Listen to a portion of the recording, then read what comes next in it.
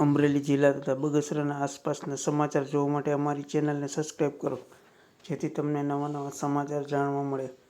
મળતી વિગત મુજબ બગસરામાં શીતળા સાતમની ઉજવણી કરવામાં આવી. આ સાતમને કણબી સાતમ તરીકે ઓળખવામાં આવે છે. આ સાતમના દિવસે મહિલાઓ દ્વારા ટોકીજ રોડ ઉપર આવેલ શીતળા માતાજીના મંદિરે પૂજા અર્ચના કરવામાં આવે છે, જેમાં કુલર ચડાવી માતાજીના શ્રીફળ વધારી મનોકામના પૂર્ણ કરવામાં આવે છે. માથું ટેકવી અને આ મંદિરે આસ્થાભેર તેમની પૂજા કરવામાં આવે છે. રિપોર્ટર સમીર વિરાણી, બગસરા.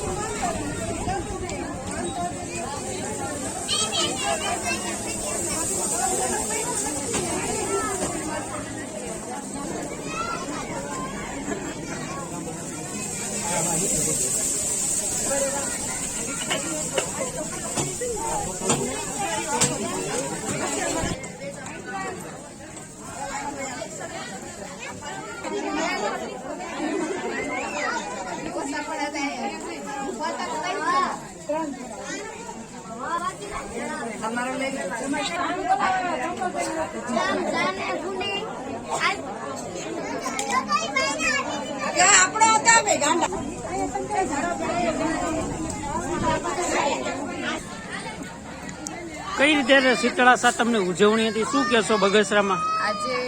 આજે સાતમ છે અને આપણે કણબી સાતમ તરીકે પણ ઓળખીએ છીએ.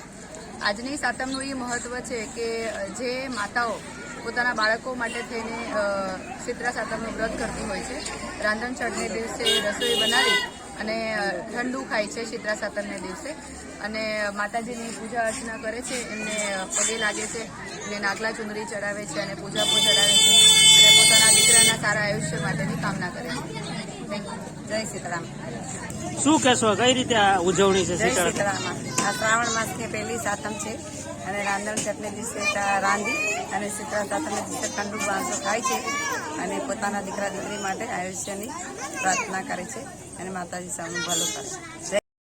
સાતમની ઉજવણી આગળના દિવસે રાંધણ છઠના દિવસથી શરૂ થાય છે. રાંધણ છઠના દિવસે રસોઈ બનાવીને પછી અમે ચૂલો સળગાવતા નથી અને પૂજા કરી અને ચૂલાને ઠારી નાખીએ છીએ. પછી બીજા દિવસે સાતમની ઉજવણી કરીએ છીએ.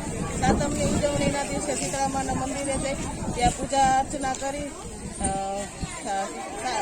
શીતળામાને કુલરનો ભોગ ચડાવીએ છીએ અને પછી બપોરે ઠંડુ ખાઈ અને સાતમની ઉજવણી કરીએ છીએ.